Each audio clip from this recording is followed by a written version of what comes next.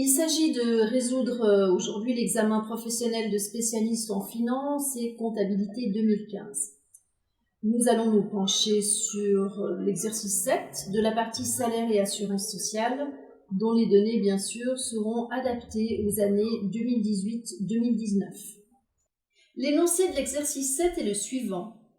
L'employé Rosa Nussbaumer a été autorisée à prendre un congé non payé qui a duré du 1er août au 31 décembre 2018. Point A de la question. Indiquer la durée de la prolongation de la couverture de l'assurance accident selon la LAA. Donc, Madame Nussbaumer continuera, de la part de l'assurance accident de son employeur, d'être couverte pendant 31 jours encore, c'est-à-dire du 1er août 2018 au 31 août 2018. Point B de la question. Indiquer sous forme de mots-clés comment Rosa Nussbaumer aurait pu maintenir la couverture d'assurance accident pendant toute la durée du congé non payé. Donc, je dirais que le mot-clé, c'est assurance par convention. Et les réponses proposées sont « Elle aurait pu conclure une assurance par convention jusqu'au 31 décembre 2018, jusqu'au terme de son congé non payé, en effet, ou elle aurait pu conclure une assurance par convention pendant 180 jours. » Là, effectivement, la durée de son congé non payé est inférieure à 180 jours, donc la solution de l'assurance par convention, dont on va parler dans quelques secondes, convient parfaitement.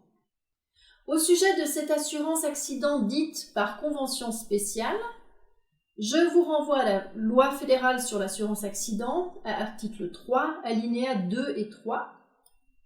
Au sujet de la durée de la prolongation de la couverture LAA, lorsque vous quittez votre emploi ou que vous prenez un congé non payé, la couverture contre les accidents non professionnels reste valable pendant 31 jours à partir du dernier jour de travail.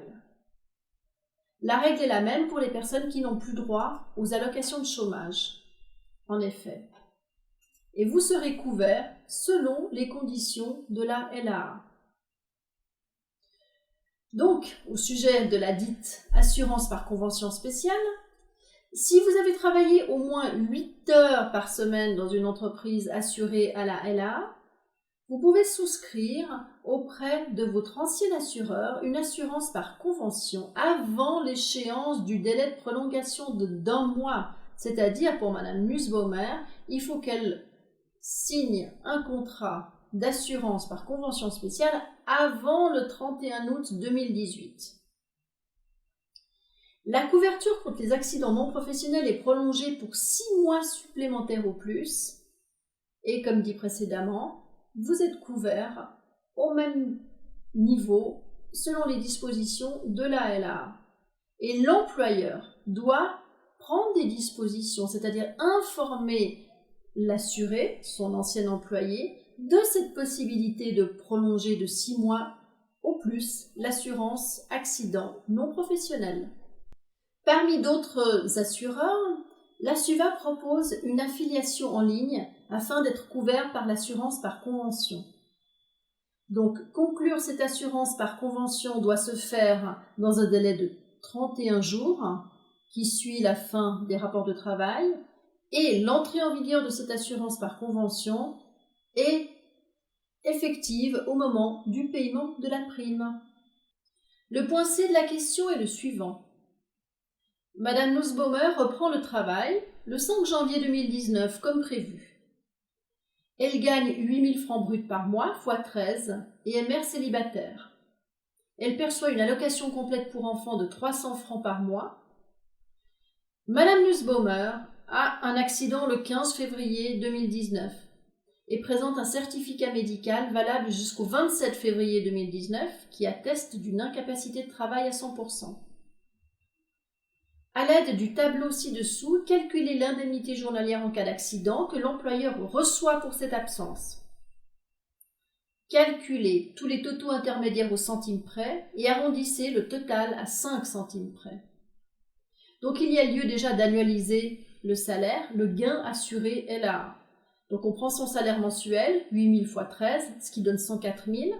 On y rajoute les allocations pour enfants, ce qui totalise 107 600 francs. Donc vous noterez effectivement que les allocations familiales font partie du gain assuré. Par contre, ces allocations familiales ne sont pas soumises à une prime LAA. Pour calculer l'indemnité journalière, on divise effectivement le gain assuré par 365 jours dans la limite de 80%.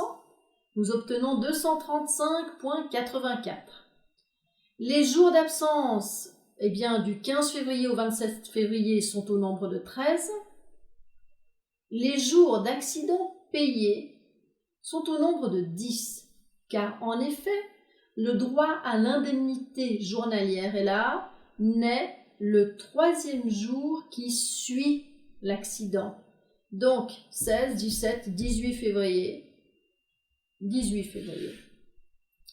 Donc le montant total versé correspondra effectivement à 235,84 fois 10 jours et ensuite ramené à 5 centimes. Donc nous aurons soit effectivement, si on arrondit aux 5 centimes inférieurs ou supérieurs, soit 2358 francs 35 ou 2358 francs 40.